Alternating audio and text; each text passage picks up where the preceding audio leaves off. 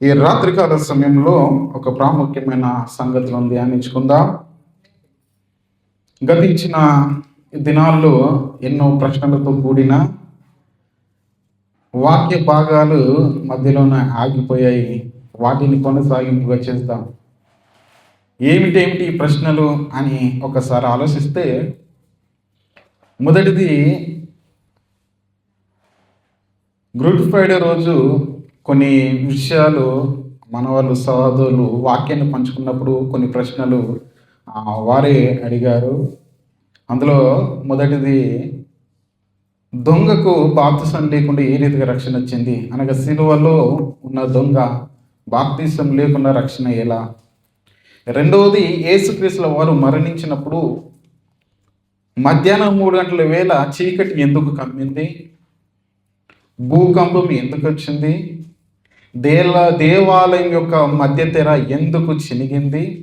సమాధులు ఉన్నవారు ఏ రీతిగా లేచారు? యేసుక్రీస్తు యొక్క మరణంలో ఎన్ని ఉంటాయి, వాటి చాలా అద్భుతాలు ఉంటాయి. అందులో ప్రాముఖ్యమైనవి ఇవి. వీటి గురించి.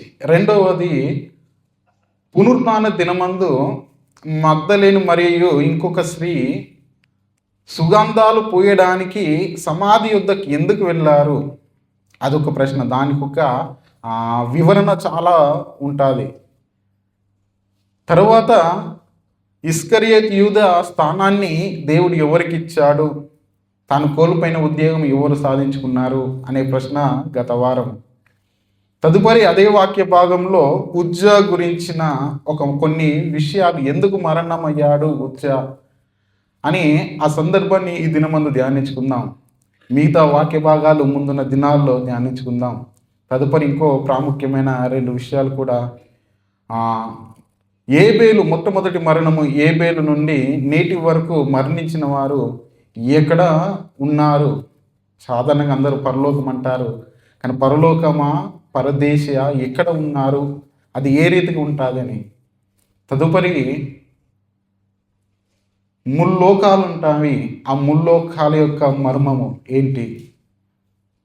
ఆ విషయాలన్నీ కూడా చాలా ఉన్నవి.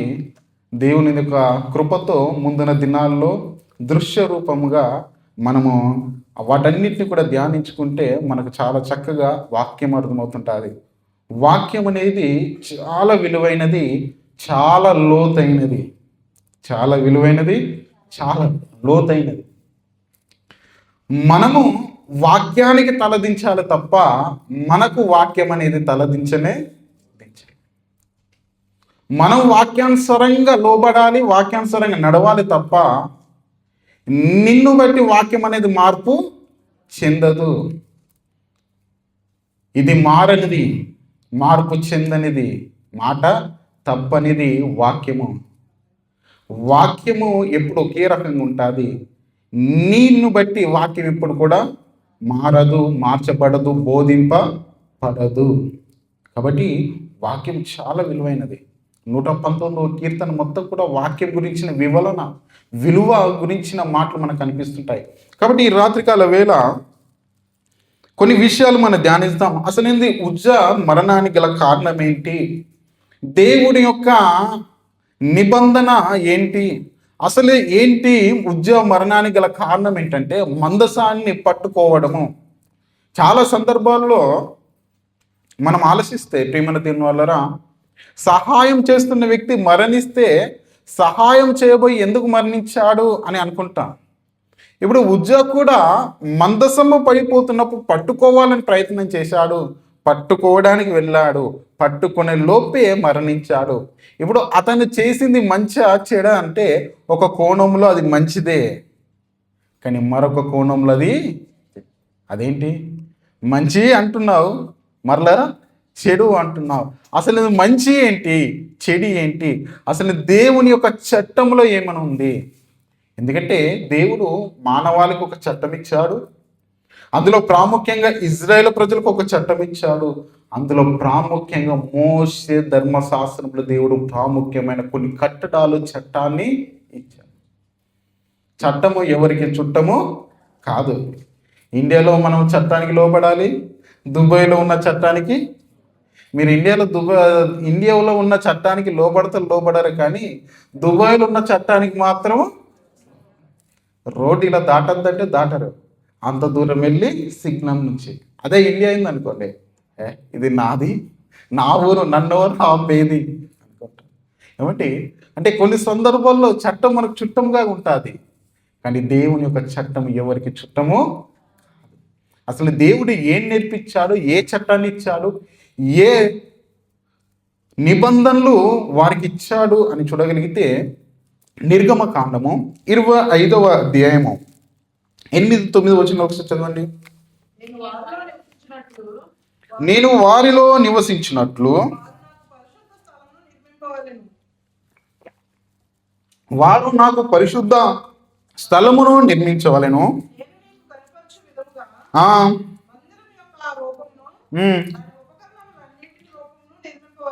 దాని ఉపకరణములన్నిటి రూపమును మీరు నిర్మించవలెను. ఇది ఎవరికి సెలవిస్తున్నానంటే 25వ వచనం మొదటి మాటలో కనపడుతుంటుంది. యెహోవా మోషేకు ఇలాగూ సెలవిచ్చెను. ఎవరు సెలవిచ్చారు ఈ మాట అంటే? యెహోవా అయిన దేవుడు మోషే గారికి సెలవిస్తున్నాడు. ఏమనంటే, నేను వారిలో నివసించినట్లు. దేవుడు ఎక్కడ నివసిస్తాడు అనంటే తన పరిశుద్ధ స్థలములో. నేను వారిలో నివసించినట్లు వారు నాకు పరిశుద్ధ స్థలమును నిర్మింపవలెను. పరిశుద్ధ స్థలమును నిర్మింపవలెను. ఇదిగో 9వ వచనం, నేను నీకు కనుపరచు విధముగా మందిరం యొక్క ఆ రూపము దాని ఉపకారములన్నిటి రూపమును నిర్మించు. ప్రేమిన దేవుని వల్లరా, దేవుడు ప్రజల మధ్యకు రావాలనుకుంటున్నాడు, ప్రజలతో సహవాసము చేయాలనుకుంటున్నాడు, ప్రజలకు అందుబాటులో ఉండాలని దేవుని అనుకొని దేవుడు అంటున్నాడంటే, నేను ఉండాలంటే నాకు ఒక ప్రత్యేకమైన స్థానము కావాలి, నేను నివసించాలంటే ఒక ప్రత్యేకమైన స్థలము కావాలి. ఆ స్థలము ఏ రీతిగా ఉండాలంటే పరిశుద్ధ స్థలముగా ఉండాలి.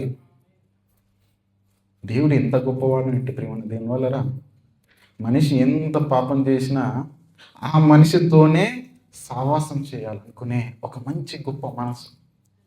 ఇజ్రాయేల్ ప్రజలకు దేవుడు ఎంతో దూరమైన, ఇజ్రాయేల్ ప్రజలు దేవుని పట్టించుకోకుండా దేవుడు మాత్రం ఒక నిర్ణయానికి వచ్చాడు, నేను వారిలో నివసించాలి.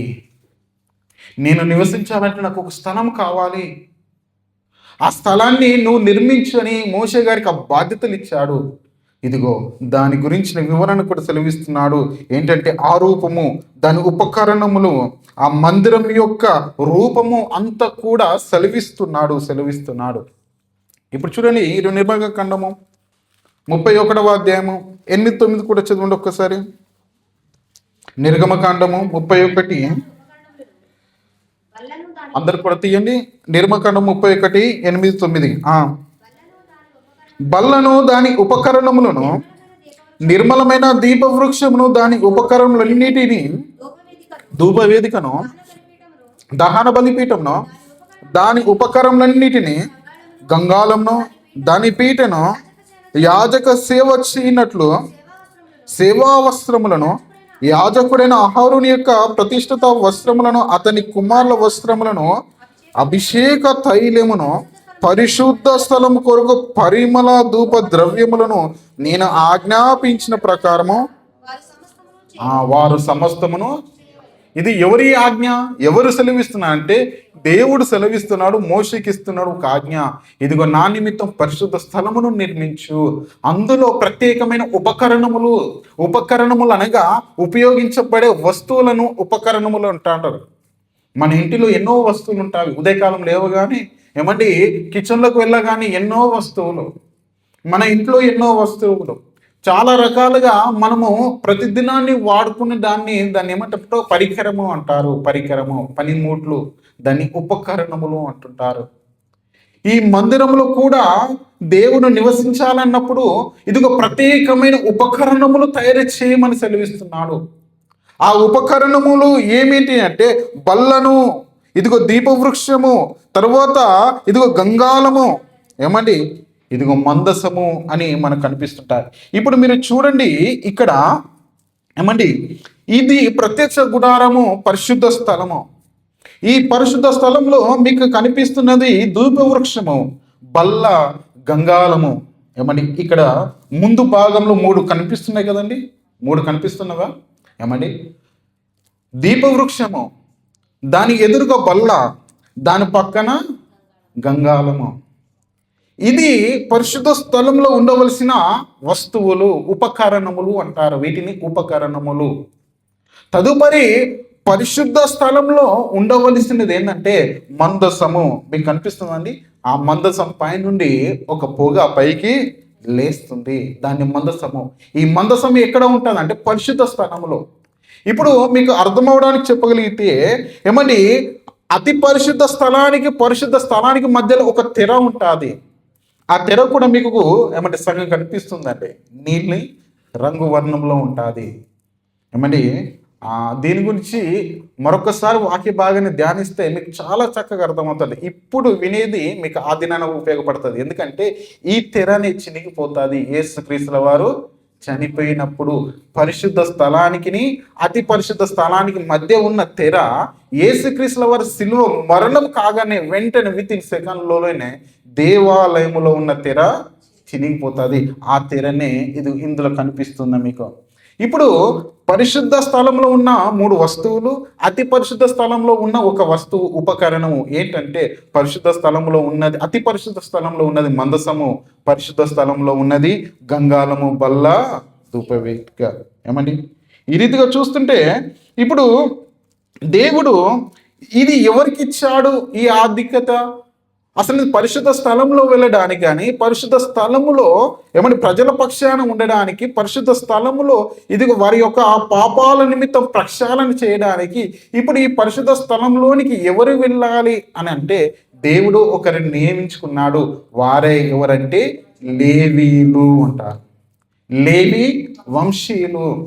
లేవి తర్వాత లేవి కుమారులు. లేవి నుండి వస్తున్న ప్రతి ఒక్కరిని కూడా దేవుడు వాడుకోవాలనుకొని దేవుడు ఏం చేశాడంటే ప్రత్యేకమైన వస్త్రాన్ని కూడా వారికి దేవుడు ఏర్పరిచాడు. ప్రత్యేకమైన వస్త్రధారణ.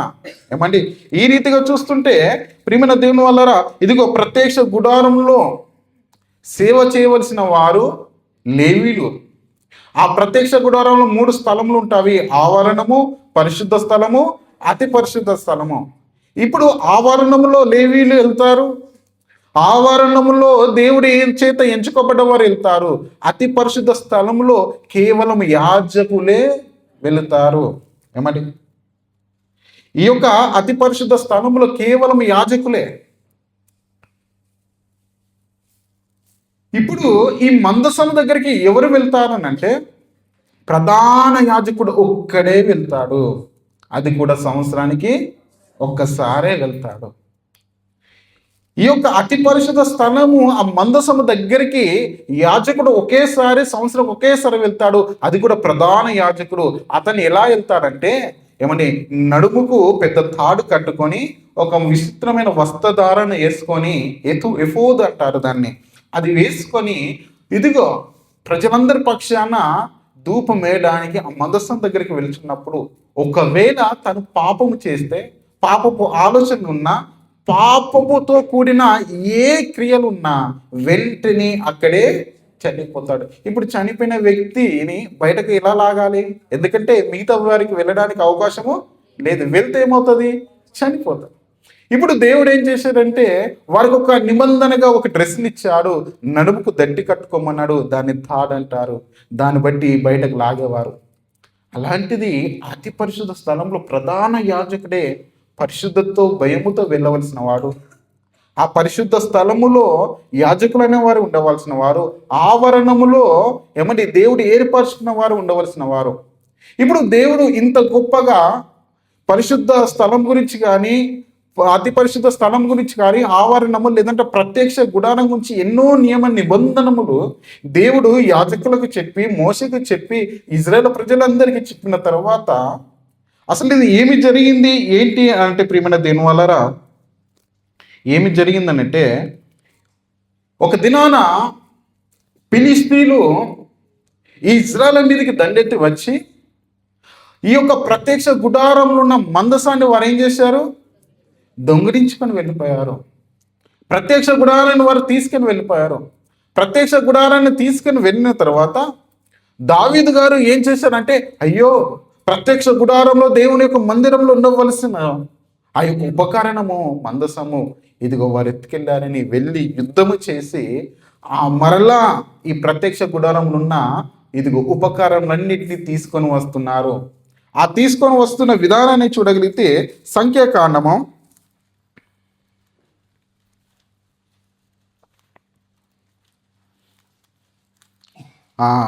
2వ సామ్యుల గ్రంథము 6వ అధ్యాయము 5వ వచనం నుంచి చదవండి.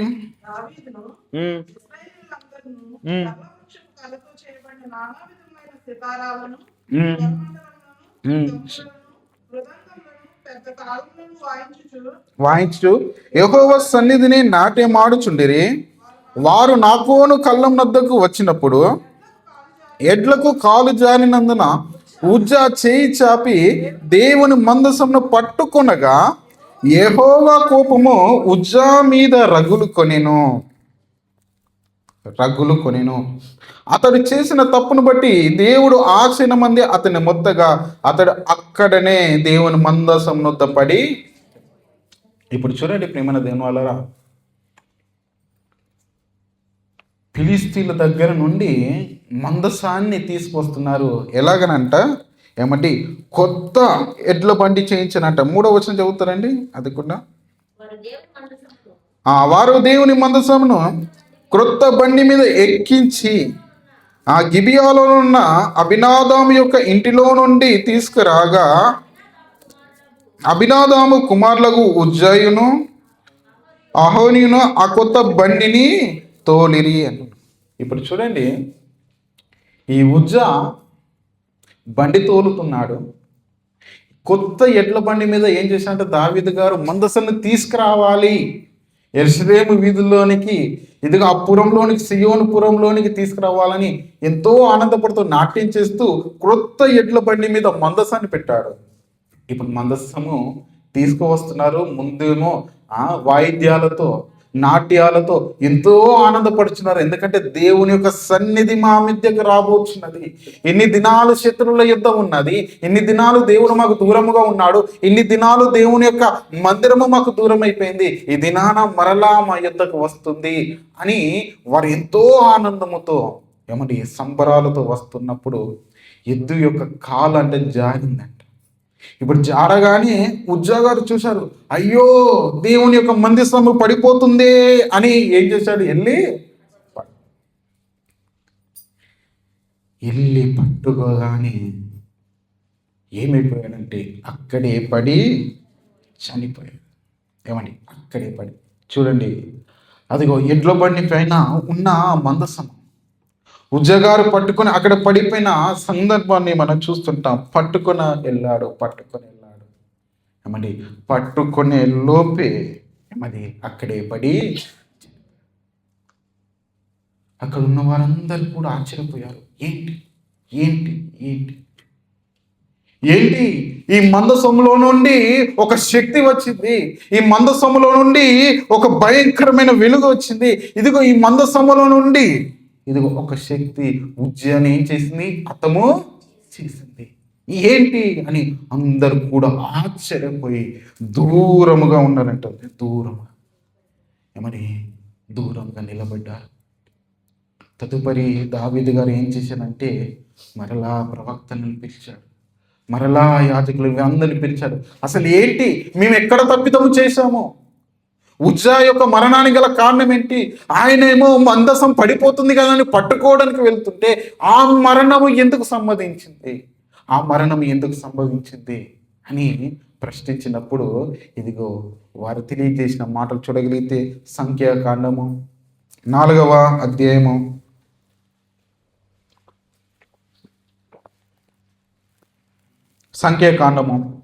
4వ అధ్యాయము 12-15 వచనాలు ఒకసారి చదవండి. మరియు పరిశుద్ధ స్థలములో సేవ చేయు ఆ ఉపకరణములన్నిటినీ వారు తీసుకొని నీలి బట్టలో ఉంచి ఆ సముద్ర వత్సల చర్మముతో కప్పి వాటిని దండె మీద పెట్టవలెను. వాళ్ళు బలిపీఠపు బూడిద ఎత్తి దాని మీద ధూమ్రవర్ణము గల బట్టను పరిచి దాని మీద దాని సేవోపకరణములన్నిటిని అనగా గరిటెలు బలిపీఠపు ఉపకరణములన్నిటిని దాని మీద పెట్టి పరిచి దానికి మూత కర్రలు తగిలింపవలెను. దండు ప్రయాణమైనప్పుడు అహరోనును అతని కుమారులను పరిశుద్ధ స్థలం యొక్క ఉపకారములన్నిటినీ తప్పుట ముగించిన తరువాత ఆ కహాతీయులు దాన్ని మోయ రావలెను. అయితే వారు చావక ఉన్నట్లు పరిశుద్ధమైన దానిని ముట్టకూడదు. ఇది ప్రత్యక్ష గుడారములో కహాతీయుల భారము. ఇప్పుడు ఈ మాట మొత్తం మీరు చదివితే అర్థమైంది కదండి. దేవుడు ఒక నియమ నిబంధనలు పెట్టాడు. పరిశుద్ధ స్థలంలో ఉన్న ఉపకరణములు, అతి పరిశుద్ధ స్థలంలో ఉన్న ఉపకరణములు, ఇదిగో వాటిని తాకడానికి కానీ, దాన్ని ముట్టడానికి కానీ, దాన్ని శుద్ధిపరచడానికి కానీ ఒక ప్రత్యేకమైన వంశాన్ని కూడా దేవుడు ఏర్పరచుకున్నాడు. వారెవరంటే కహాతీయులు. ఈ ప్రత్యక్ష గుడారం ఎలాంటిదంటే అది మొబైల్ టెంపుల్ అంటారు. అంటే వారు ప్రయాణం అవుతున్నప్పుడు వారితో పాటు తీసుకువెళ్ళే మందిరమే ప్రత్యక్ష గుడారం. ఇది ఏ రీతిగా అంటే వారు ప్రయాణం అవుతున్నప్పుడు ప్రయాణం తర్వాత అలసిన తర్వాత కొన్ని దినాలు మరలా ఒక దగ్గర వారు ప్రత్యక్ష గుడారము వేసేవారు. వేసిన తర్వాత మరలా ఏ వస్తువు ఎక్కడ ఉండాలో వాటన్నిటిని కూడా ఏం చేసేవారు, పెట్టేవారు. ఆ పెట్టే బాధ్యత ఎవరిదంటే కహాతీయులది. దాన్ని శుద్ధిపరిచేది ఎవరంటే అహరోను వంశంలో ఉన్నవారిది. అది ఏ రీతిగా శుద్ధిపరుస్తారనంటే ఎవరి పాపముల నిమిత్తము ఇదిగో ఆ యొక్క ప్రత్యక్ష గుడారములో బలులు అర్పిస్తుంటారో ఆ బలి అర్పించినప్పుడు ఆ పశువు బూడిద లేదంటే ఆ పక్షి యొక్క బూడిద వాటన్నిటిని కూడా వీరు సేకరించి దాన్ని ఒక చోట భద్రం చేస్తారు. భస్మ బుధవారం రోజు వచ్చిన వారికి కొంత ఈ వివరణ అర్థమవుతుంటుంది. ఎందుకంటే ఆ దినాన ఎక్కువ మంది వస్తే దీని వివరణ ఇంకా చాలా చెప్పేవాడిని, కొద్దిగా మంది వచ్చారు. భస్మ బుధవారం యొక్క ప్రత్యేకత ఏంటి అనేది. ఇదిగో ఇక్కడ ఉన్న బూడిద, ఆ బూడిద ద్వారా వారు ఏం చేశారంటే బట్టలో పెట్టి ఇదిగో ఏం చేసేవారంటే దాన్ని దాచేవారు, దాన్ని శుద్ధీకరించేవారు. ఇప్పుడు మందసాన్ని శుద్ధీకరించాలన్నా, బల్లను శుద్ధీకరించాలన్నా, గంగాళం శుద్ధీకరించాలన్నా, దీపవృక్షాన్ని శుద్ధీకరించాలన్నా, దేవుని యొక్క మందిరంలో ఉన్న ఉపకరణములు వస్తువులన్నీ శుద్ధీకరించాలంటే ఇదిగా ఏ పాపాల నిమిత్తం అర్పించబడ్డదో ఆ బలి, దహన బలి యొక్క బూడిదతోనే వారు ఏం చేసేవారు, శుద్ధీకరించేవారు. శుద్ధీకరించిన తర్వాత మరలా ఆ యొక్క చోట మరలా ప్రత్యక్ష గుడారాన్ని వేసి వస్తువులను ఉంచేవారు.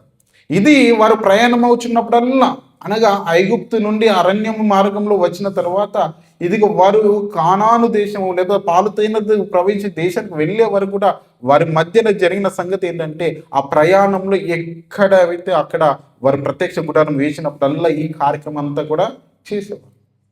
కొన్ని దినాలు దేవుని యొక్క మందిరము, దేవుని యొక్క ప్రత్యక్ష గుడారం ఇవన్నీ కూడా శత్రువులు పట్టుకపోయిన తర్వాత అందరూ కూడా దేవుని యొక్క మందిరములో ఇదిగో నియమింపబడిన విధి విధానాలు, నిబంధనలు అన్నీ కూడా మర్చిపోయి ఎవరు పడితే వారు ఆ మందిరంలో ఉన్న ఉపకరణం తాకడానికి ఇష్టపడుతున్నారు. ఎవరు పడితే వారు ఆ మందిరంలో ఉన్న మందసాన్ని తాకడానికి, ఎవరు పడితే వారు ఆ మందిరంలో కార్యాలు చేయడానికి ఇష్టపడుతున్నారు. కానీ దేవుని యొక్క ఉగ్రత ఒకేసారి ఉజ్జ మీదకి వచ్చింది. ఎందుకయ్యా నీకు పని? నేను నీకు పని అప్పగించలేదే. ఈ పని ఎవరిదంటే కహాతీయులది, ఈ పని అంటే అహరోను వంశస్థులది, ఈ పని అంటే లేవీలది. నేను వారికే అప్పగించాను. నేను వారికి అప్పగించిన పని ఏంటంటే ఇదిగో ఆ మందసాన్ని ఇదిగో మోతు కర్రల చేత బిగించి దాన్ని మోయాలి. ఎడ్ల బండి మీద ఎత్తుకొని పోకూడదు, ఎడ్ల బండి మీద పెట్టుకొని పోకూడదు. అది మోయవలసినది. ఆ మోయవలసిన భారం కహాతీయులది. ఇప్పుడు కహాతీయుడు అంటే కహాతీయుడు కాదు. ఒకవేళ కహాతీయుడైతే ఆ మరణం సంభవించేది కాదు. సంభవించేది కాదు.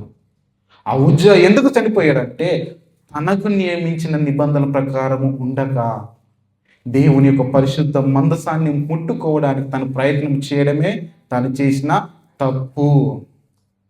దావీదు గారు చేసిన తప్పు ఏంటంటే మోయేవారు ఉన్నప్పుడు ఎడ్ల బండి మీద పెట్టుకొని వెళ్ళడము దావీదు చేసిన తప్పు. ఇదంతటికి ఒక శాపము ఉజ్జాలో వచ్చింది. ఎందుకంటే ప్రియమైన దేవుని వల్లరా, దేవుని యొక్క మందిరం అంటే చాలా చిన్న చూపు. దేవుని యొక్క మందిరంలో ఉన్న వస్తువులు అంటే చిన్న చూపు. దేవుని యొక్క మందిరంలో నియమించిన ప్రతి పరిశుద్ధమైన వస్తువు దేవుని యొక్క ఆత్మచేత అభిషేకించబడిందే. దాన్ని ముట్టడానికి కానీ, దాన్ని చోట్లో ప్రవేశించడానికి, దాన్ని తాకడానికి కానీ ఎన్ని రకాలుగా దేవుడు ఏర్పరచుకున్న వారికే ఉంటుంది తప్ప ఎవరు పడితే వారు ముట్టడానికి ఆస్కారము లేదు. ఒకవేళ ముడితే ఏమవుతుంది అంటే మరణము. ఆ దినాన ప్రత్యక్ష మందసంలో దేవుని యొక్క శక్తి ఉంది. వాటి మీద దేవుని యొక్క ఆ యొక్క పవర్, దేవుని యొక్క పవర్, దేవుని యొక్క అభిషేకము లేకపోతే దేవుని యొక్క ప్రత్యక్షత ఖచ్చితంగా ఆ వస్తువుల మీద కనబడుచున్నప్పుడు భయం లేని వారు ముట్టడానికి ఇష్టపడ్డారు. భయం లేని వారు దేవుని యొక్క మందిరంలో ఉపకరణములకు ఎంత శక్తి ఉంటుందో మరొకసారి దేవుడు చూపించాడు. మరొకసారి అది ఎప్పుడు అనగా ఒక దినాన ఈ ఇజ్రాయేల్ ప్రజలందరినీ, యెరూషలేమును అంతటిని దేవుడు బబులోను సామ్రాజ్యానికి ఇచ్చాడు. బబులోను సామ్రాజ్యపు చక్రవర్తి ఎవరు అనంటే నెబుకద్నెజరు. నెబుకద్నెజరు యొక్క కుమారుడు పేరు బెల్షస్సరు. ఇప్పుడు ఈ బెల్షస్సరు ఏమి చేశాడు అయ్యా అంటే తన తండ్రి యెరూషలేము మందిరాన్నంతా కూడా పడగొట్టాడు, బంగారాన్నంతా కూడా దోచేశాడు. బంగారాన్ని దోచేసి ఉంటే బాగుండేది, కానీ తను ఏం చేశాడంటే యెరూషలేము మందిరములో ఉన్న ఉపకరణాలన్నిటిని కూడా ఏం చేశాడు, దొంగిలించుకొని తన రాజ్యానికి తీసుకెళ్ళాడు. మరి తన రాజ్యంలో ఒక పరిశుద్ధ స్థలములో ఉంచాడంటే లేదు, తన దేవదూతల యొక్క చోటులో బొక్కసములో ఉంచాడు. తదుపరి ఏమి జరిగిందని చూడగలిగితే ప్రియమైన దేవుని వల్లరా, ఇదిగో తన కుమారుడైన బెల్షస్సరు దేవుని యొక్క మందిరంలో ఉండవలసిన పరిశుద్ధ పాత్రలు, పరిశుద్ధమైన ఉపకరణములతో ద్రాక్షరసము తాగుతున్నాడు. ఒక్కసారి ఆలోచించండి, ముట్టినందుకే దేవుడు మెత్తితే ఇప్పుడు ద్రాక్షరసం తాగిన బెల్షస్సరుని ఏం చేయాలి దేవుడు? చూస్తారా? దానియేలు గ్రంథము 5వ అధ్యాయము, అందరు తీయండి. దానియేలు గ్రంథము 5వ అధ్యాయం 1వ వచనం చదవండి. రాజుకు బెల్షస్సరు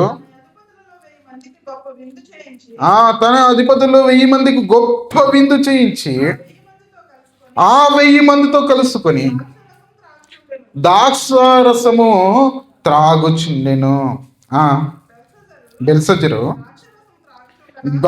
ద్రాక్షరసము త్రాగుచుండగా తనను, తన అధిపతులను, తన రాజులను, తన ఉపపత్నులను వాటన్నిటిలో ద్రాక్షరసం పోసి త్రాగినట్లుగా తన తండ్రియగు నెబుకద్నెజరు యెరూషలేము ఆలయములో నుండి తెచ్చిన వెండి బంగారు పాత్రలు తెమ్మని ఆజ్ఞ ఇచ్చెను. 3వ వచనం ఇప్పుడు చదవండి. అందుకు వారు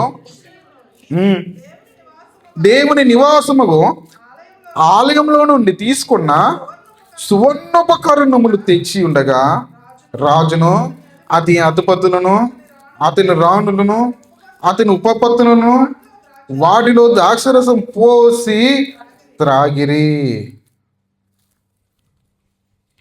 ప్రేమ దేవుని వల్ల ప్రత్యక్ష గుడారములో దేవుడు నివసించాలనుకొని దేవుడు ఏర్పరచుకున్నాడు. తదుపరి సొలొమోను ద్వారా యెరూషలేము మందిరాన్ని కట్టుకొని అందులో దేవుడు నివసించాలనుకున్నాడు. ఆ యెరూషలేము మందిరాన్ని నెబుకద్నెజరు రాజు ఏం చేశాడంటే కూల్చేశాడు, పడగొట్టేశాడు, కాల్చేశాడు. అందులో ఉన్న దేవుని యొక్క పరిశుద్ధ ఉపకరణములన్నిటిని కూడా తీసుకొని వెళ్ళిపోయాడు, బొక్కసంలో పెట్టాడు. నెబుకద్నెజరు బాగానే ఉన్నాడు, కానీ తన కుమారుడిలో చెడు ఆలోచన వచ్చాయి. వేల మందితో విందు చేసుకుంటున్నాడు. యువరాణులతో, యువరాజులతో, ఉపపత్నులతో ప్రతిదినం కూడా విందు చేసుకుంటున్నాడు. చేసుకుంటున్నప్పుడు ఒక్కసారి అనిపించినట్టుంది, ఏమని, ఎప్పుడు చూసినా రొటీన్గా విందు చేసుకుంటున్నాను, ఈ దినమందు నేను వేరే డిఫరెంట్గా కిక్కిచ్చే రీతిగా నేను విందు చేసుకోవాలని ఆలోచన పడ్డట్టుంది. అప్పుడు అనుకున్నాడు, ఎప్పుడు చూసినా ఇదే గ్లాసా, ఎప్పుడు చూసినా ఇదే పాత్రనా, ఎప్పుడు చూసినా ఇవేనా, లేదు, నాకు ఈ దినమందు క్రొత్తగా నేను విందు చేసుకోవాలి. ఎవరక్కడ అనగానే వచ్చేసాడు. ఇదిగో మా తండ్రి గారు నెబుకద్నెజరు యెరూషలేము దేవాలయం నుండి తీసుకొచ్చిన సువర్ణ ఉపకారములు ఉన్నవి కదా, వాటిని నా దగ్గరికి తీసుకురండి. వాటిలో నేను ద్రాక్షరసం పోసి త్రాగాలి అనగానే, ఇదిగో ఆ యొక్క భటులు వారి పనివారు వెళ్ళి తీసుకువచ్చిన తర్వాత దేవుని యొక్క మందిరంలో పరిశుద్ధతకు ఉపయోగించవలసిన ఈ ఉపకరణములు ఈ బెల్షస్సరు ఏం చేస్తున్నానంటే పాపానికి ఉపయోగిస్తున్నాడు. మద్యము, ద్రాక్షరసము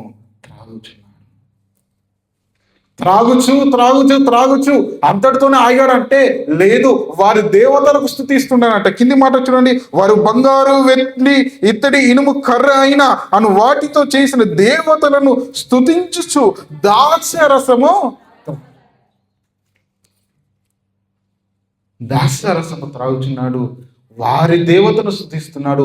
పరిశుద్ధమైన ఉపకరణములతో పాపము చేస్తున్నాడు. పాపం చేయగానే వెంటనే ఒక వస్తము వచ్చింది. ఆ హస్తము వచ్చి గోడ పైన ఒక మాట రాస్తుంది, మెనే టెకేల్. చదువుతారా? 5వ వచనం కూడా చదవండి. ఆ గడియలోనే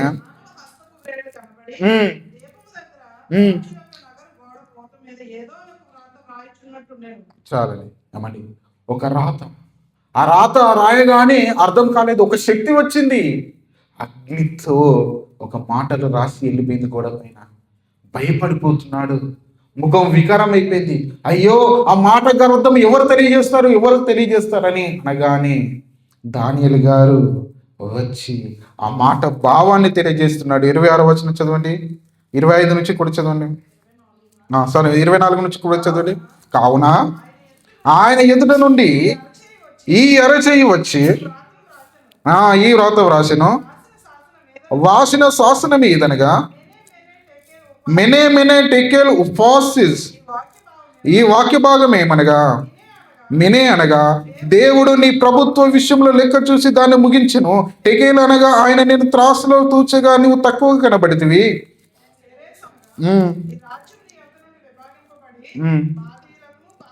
చాలండి. 30వ వచనం చూస్తే, ఆ రాత్రి అందే కల్దీల రాజుగు బెల్షస్సరు హతుడాయను.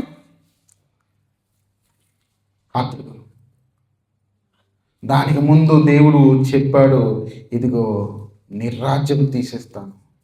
నిన్ను నీవు ఎచ్చుకున్నావు, నిన్ను నీవు త్రాసులో గొప్పగా చూపించుకున్నావు, పరిశుద్ధమైన నా పాత్రను నువ్వు ముట్టడానికి అర్హుడివా కాదే, పరిశుద్ధమైన పాత్రలు ముట్టడానికి అర్హుడి కాదు, నువ్వు ముట్టావు.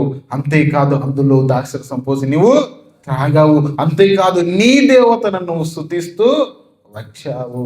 వెంటనే ఆ రాత్రే ఇదిగో ఆ బెల్షస్సరు దేవుడు ఏం చేశాడు? ఇప్పుడు ఒక్కసారి ఆలోచించండి ప్రియమైన దేవుని వాళ్ళారా, ప్రత్యక్ష గుడారంలో ఉన్న ఆ ఉపకరణలన్నిటికీ దేవుడి శక్తి అలాగనే ఉంది. తదుపరి ఏమండి, ఆ యెరూషలేము మందిరాన్ని కూల్చిన తర్వాత నెబుకద్నెజరు తీసుకువెళ్ళిన తర్వాత కూడా మరలా ఆ పాత్రలకు కూడా దేవుని యొక్క శక్తి అలా ఉంది. అర్హులు కాని వారు ముట్టినా, అర్హులు కాని వారు ప్రవేశించిన వారికి ఏమి సంభవిస్తుంది? దీన్ని బట్టి ఏం అర్థం చేసుకోవాలంటే, దేవుని యొక్క మందిరమే కాదు, దేవుని యొక్క మందిరంలో ఉన్న వస్తువులకు కూడా దేవుని యొక్క శక్తి ఉంటుంది. ఇది నా దేవుని యొక్క మందిరాన్ని చాలా చిన్నగా చూస్తాము. దేవుని యొక్క మందిరంలో మన ఇష్టానుసారంగా జీవిస్తాము. దేవుని యొక్క మందిరాన్ని మనం కాపాడక, దేవుని యొక్క మందిరంలో మనం ఉండక, దేవుని యొక్క మందిరంలో మనం నివసించక, దేవుని యొక్క మందిరంలోనే ఇష్టానుసారంగా ప్రవర్తిస్తున్న జీవితాలు మనకుంటే, అందులో ప్రాముఖ్యమైన దేవుడు ఏర్పరచుకున్న వస్తువుల పట్ల కూడా ఇంకా చాలా నిర్లక్ష్యం. దేవుడు కొన్ని ఉపకరణం ఎంచుకున్నాడు. ఆ ఉపకరణంలో ఒక విలువనివ్వాలనుకున్నాడు. వాటిని ఎవరు పడితే వారు ముట్టకూడదని ఆజ్ఞ ఇచ్చారు. కానీ ఇది నాన్న దేవుడు కోరుకున్నది ఏంటిది, దేవుడు కోరుకున్నది ఏంటిది అని ఆలోచిస్తే ఒక్కసారి చూడండి. కొరింథీయులకు రాసిన మొదటి పత్రిక 3వ అధ్యాయము, కొరింథీయులకు రాసిన పత్రిక 3వ అధ్యాయము 16వ వచనము. మీరు దేవుని ఆలయమై ఉన్నారనియు దేవుని యొక్క ఆత్మ మీలో నివసించుచున్నదనియు మీరు ఎరగరా? ఎవడైనను దేవుని ఆలయము పాడు చేసిన ఎడల దేవుడు వానిని పాడు. ప్రత్యక్ష గుడారంలో ఉండవలసిన శక్తి, యెరూషలేము మందిరంలో ఉండవలసిన శక్తి ఇప్పుడు ఎక్కడికి వచ్చింది? సంఘములోనికి వచ్చింది. ఇప్పుడు సంఘంలో దేవుని యొక్క మందిరాలు, ఆలయం ఏంటంటే ఏమంటున్నాడు? మీరు దేవుని ఆలయమై ఉన్నారని మీరు ఎరగరా? దేవుడు అది నన్ను ప్రత్యక్ష గుడారాన్ని కోరుకున్నాడు, తర్వాత యెరూషలేము దేవాలయం కోరుకున్నాడు. కానీ నీ నేటి దినాన దేవుడు కోరుకున్న ఆలయం ఏంటంటే మనమే. దేవుని యొక్క ఆలయం మనమే. ఆయన రక్తం చేత కడగబడిన వాడవు నీవు దేవుని యొక్క ఆలయము. దేవుడు కోరుకుంటున్న దేవాలయము నీవే. దేవుని యొక్క ఆలయము ఈ దినాన ఏది అని అంటే మనమే. మరి దేవుని యొక్క ఆలయం మనమైతే మరి దేవుని యొక్క ఉపకరణములు ఏంటి? దేవుని యొక్క మందిరం ఉండవలసిన ఏమంటే మందసము, బలిపీఠము, ధూపము, ఇవన్నీ ఉపకరణ వస్తువులు ఏంటి అని ఆలోచిస్తే చూడండి. రోమీలకు రాసిన పత్రిక 6వ అధ్యాయము, రోమీలకు రాసిన పత్రిక 6వ అధ్యాయం 12-13 వచనాలు. కాబట్టి చావునకు లోనైనను మీ శరీరమందు పాపమును ఏలనీయకుడి, మరియు మీ అవయవములను దుర్నీతి సాధనములుగా పాపమునకు అప్పగించకుడి. అయితే చాలండి, ఇక్కడ ఏం సెలవిస్తున్నాడు? మీ యొక్క అవయవములను దేనికి వాడమంటున్నాడు? నీతి సాధనములు. అంటే దేవుడు కోరుకున్న ఆలయం మనమైతే, ఈ దినాల్లో దేవుడు కోరుకున్న ఆలయము, దేవుని దేవాలయం మనమైతే, మరి ఇందులో ఉండవలసిన పరిశుద్ధ ఉపకరణములు, దేవుడు వాడుకునే ఉపకరణములు ఏంటంటే మన అవయవములు. ఇది నా చేతి ఒక అవయవం, మన కాళ్ళు ఒక అవయవము, ఉపకరణములు. ఇదిగో మన కళ్ళు ఒక ఉపకరణములు, నోరు ఒక ఉపకరణం, ముక్కు ఒక ఉపకరణం. ఈ రీతిగా చూస్తే శరీరములో మనం పనులు చేస్తే ప్రతి అవయము కూడా దేవుని యొక్క ఉపకరణము. మీకు అర్థమవుతుందా? దేవుని ఆలయంలో దేవుడు ఏర్పరచుకున్న ఉపకరణములు ప్రత్యక్ష గుడారంలో ఉన్నవి, దేవుని యొక్క యెరూషలేము దేవాలయంలో ఉన్నవి. కానీ ఈ దినాన దేవుడు ఏర్పరచుకున్న ఆలయం మనమే అయితే, మరి దేవుడు ఏర్పరచుకున్న పరిశుద్ధపరిచిన ఉపకరణము లేదంటే మన అవయవములే. ఈ అవయములు ఎంత గొప్పయో తెలుసా? ఇది దేవుడు ఏర్పరిచిన అవయవములు. ఎందుకంటే తన పని నిమిత్తము, తన సువార్త పని నిమిత్తము, తన రాజ్యం నిమిత్తము, దాని యొక్క ఈ లోకంలో నువ్వు పరిశుద్ధముగా జీవించడానికి ఉపయోగించే ఉపకరణములుగా, దేవుని గణపరచు స్తుతిస్తూ ఉపకరణములుగా దేవుడు అవయవాలను ఇచ్చాడు. కానీ ఈ దినాన ఈ అవయములు ఏ రీతిగా వాడుచున్నాం అంటే ప్రియమైన దేవుని వల్లరా, ఈ చేతులు దేవుడు మనకు దేవుని యొక్క పని ఇవ్వడానికి ఇస్తే పాపానికి, దేవుడి కాళ్ళను దేవుని యొక్క మహిమ కొరకు ఇస్తే మనకు పాపానికి, ఈ కళ్ళు దేవుడు మహిమ కొరకు ఇస్తే మనం ఏం చేస్తున్నాం? పాపానికి. ఈ నోరును దేవుడు మహిమ కొరకు మనకిస్తే మనం పాపాలకు ఉపయోగిస్తున్నాం. ఏమండి, ఒక్కసారి కన్ను పోతే మరలా నీకు కన్ను వస్తుందండి? ఒక్కసారి చెయ్యి పోతే మరలా చెయ్యి వస్తుందండి? ఒక్కసారి కాలు పోతే కాలు వస్తుందండి? ఒక్కసారి నీ అవయవంలో ఏది పైన మరలా వస్తుందంటే ప్లాస్టికే. ఏమండి, కన్నైనా పుట్టిదే ప్లాస్టికే, నాలుక పోతే నాలుకే రాదు. ఈ అవయవం, మనిషిలో అవయవంలో ఏది పైన మరలా నువ్వు పుట్టినప్పుడు వచ్చినట్టు కానీ నువ్వు మళ్ళీ పొందుకుంటావా? పొందుకో. చాలా సందర్భాల్లో ప్రమాదాలలో అవయవాలు కోల్పోతుంటారు. వాడిని ఏమంటారంటే అంగవైకల్యుడు అంటారు. ఎందుకు? అవయవము లేదు. అవయము లేని వాడిని అంగవైకల్యుడు అంటారు.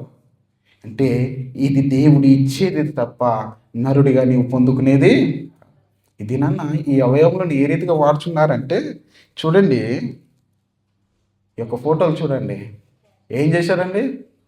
తన శరీరం అంతా కూడా పచ్చబొట్లు, తన శరీరం అంతా కూడా పచ్చబొట్టు.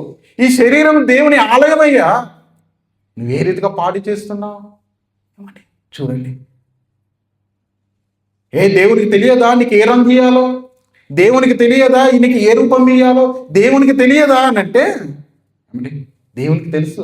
అందుకే కదా తల్లి గర్భంలో నుండి దేవుడు నిన్ను ఉన్నతంగా రూపిస్తే భూమి మీదకి వచ్చి నీకు వయసు రాగానే దేవుడు నాకు ఇచ్చింది నాకు వద్దు, నాకు నేను సృజించుకుంటానని. ఇప్పుడు చూడండి ఏం వేసుకున్నాడు.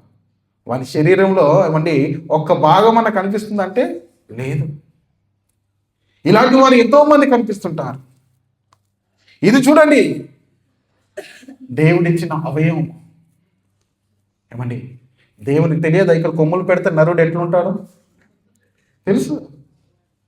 కొమ్ములు అనేవి పశువులకు ఉండాలి కానీ మనుషులకు ఉండద్దు అని దేవుడు తన రూపాన్ని ఇచ్చాడు. ఇప్పుడు వీడేం చేశాడంటే వాడి కొమ్ములు పెట్టుకున్నాడు. ఇంకా చూస్తుంటే వాడు ఎన్ని పోగులు పెట్టుకున్నాడు. ఇంకొకరు చూస్తుంటే ప్రియమైన వాళ్ళ పనులు తీసేసుకున్నాడు. ఇంకొకరు చూస్తుంటే పనులు, రాక్షసి పనులు. దేవునికి తెలియదా ఈ పనులు ఎంత మంచిగా ఉండాలి? ఒక్కసారి నీ పన్ను ఊసిపోయింది అనుకోండి, అంటే చిన్నప్పుడు కాదు ఇప్పుడు ఊడిపోతే నిన్ను తొర్రడానాలి తప్ప లేకపోతే ప్లాస్టిక్ పనులనే పెట్టుకోవాలి, పెట్టుడు పనులను పెట్టుకోవాలి. కానీ దేవుడు ఇచ్చిన పనులు మాత్రం మరలా రావు. ఒకసారి వచ్చి ఊసిపోతాయి, మరలా వస్తాయి అంటే మరలా రావు. ఇప్పుడు ఆ పనులను ఏం చేసుకున్నారు చూడండి. ఆ కళ్ళను ఇంకా చూడండి, కళ్ళను కూడా ఇదిగో వీడు ముక్కు తీసేసుకున్నాడు. వాస్తవం అండి, ఈ దినాన దేవుని యొక్క ఆలయాలు ఏ రీతిగా పాడైపోతున్నాయి చూడండి. దేవుడు ఒక చక్కని ముక్కు ఇచ్చాడు. ఇక్కడ మనందరం కూర్చున్నా అండి, ఒకరి రూపం ఒకరికి ఉంటుందండి. నా ముక్కు ఉన్నట్టు ఎవరికైనా ఉందా? ఎవరికి? నా కళ్ళు ఉన్నట్టు. ఇది నేను మీకు ఆలోచన చేయాలి. ఎయిర్పోర్ట్లకు వెళ్తున్నప్పుడు మిమ్మల్ని ఐ స్కాన్ చేస్తారు. ఎందుకు చేస్తారండి? ఈ కళ్ళు ప్రపంచంలో ఇంకా ఎవరికి ఉండదు. ఈ కన్ను నీకొక్కనికే. ఎన్ని కోట్ల మంది ఉన్న ప్రపంచంలో 700 కోట్ల మంది ఉన్నా ఆ కన్ను ఉండదు. ఈ 7 ముద్రలు మరలా ఉండవు. పెడుతుంటాం ఫింగర్. భార్య ఎన్నిసార్లు పెట్టినా భర్త ఫోన్ లాక్ చేయలేదు. భర్త ఫోన్ భార్య ఎన్నిసార్లు పెట్టినా లాక్. ఎందుకు? అది అతనికి. ఇవన్నీ కూడా దేవుడు ఏర్పరిచిన అవయవాలు, ఉపకరణములు. ఇది నన్ను చూడండి, చక్కటి ముక్కు దేవుడు ఇస్తే దేవుడిచ్చిన ముక్కును కాదనుకొని ఏం చేశారు వీళ్ళు? వేసుకున్నారు. ఈ రీతిగా చూడండి ప్రేమ దేవుని వలన నాలుకే దేవుడిచ్చింది. నాలుకే దేవుడిచ్చింది. దేవునికి తెలియదా ఇవన్నీ? ప్రేమ దేవుని వలన చూడండి, నాలుకని కట్ చేసుకున్నాడు. వాడి కళ్ళలో చూడండి, ఈ యొక్క కన్ను తెల్ల దాంట్లో నల్లగా ఉంటేనే అందంగా ఉంటాడని దేవుడు ఏం చేశాడు? మనిషికి ఒక మంచి కన్నునిచ్చాడు. నాకు దేవుడు ఇచ్చింది కద్దు, నాది నాకు కావాలని వారు ఏం చేశారు? కళ్ళలో. ఇప్పుడు ఇవన్నీ కూడా చూడండి ప్రేమ దేవుని వలన, ఇవన్నీ కూడా చూడండి.